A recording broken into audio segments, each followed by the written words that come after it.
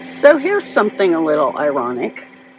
I'm a solo, full-time RVer slash nomad. I'm retired. I live on the road. I can go camping whenever I want. Total freedom. And somehow I still managed to overplan camping so much that I kept canceling my own trips. Not because I didn't go, but because I decided at the last minute to go somewhere else. Yeah, let's talk about that. At the start of the year, I told myself, I'm not buying the annual out-of-state New Mexico camping pass this year. It's too expensive. I was done with overplanning, done with reservations, done with paying cancellation fees for plans I didn't even follow. So anyway, I bought the pass, because apparently I enjoy learning the same lesson repeatedly. So right after buying it, I made 12 week-long reservations. 12!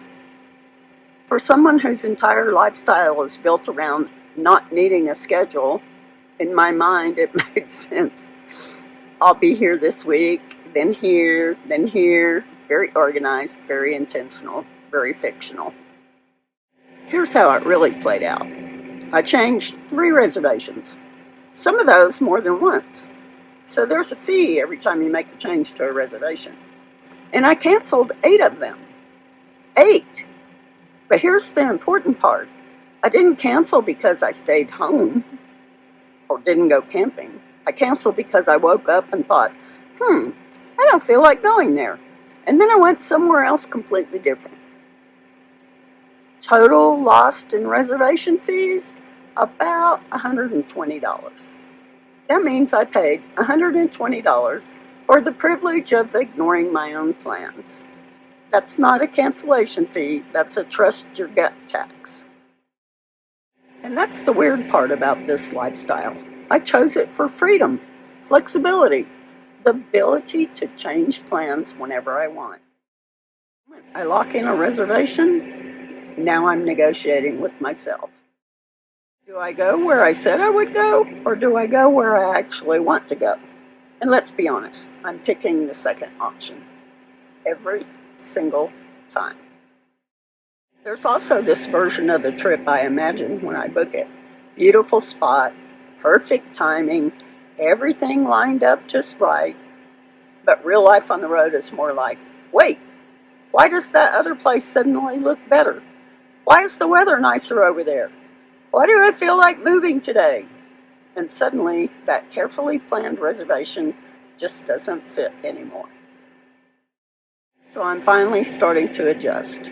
Fewer reservations, like dramatically fewer. Shorter commitments. More last-minute decisions. Trusting that I'll find a place when I need one. Because let's be honest, I always do. At the end of the day, I didn't choose this life to follow a schedule I made 3 months ago. I chose it so I could wake up and say, where do I want to go today? Even if that cost me $120 to fully accept. If you've ever made plans and then completely ignored them in favor of something better, tell me I'm not alone. Drop your story in the comments. And if you're into real-life solo RVing, the good decisions and the questionable ones, hit subscribe. I'll be out there, somewhere, just probably not where I said I'd be. Tumbleweed, like a tumbleweed, she goes where the wind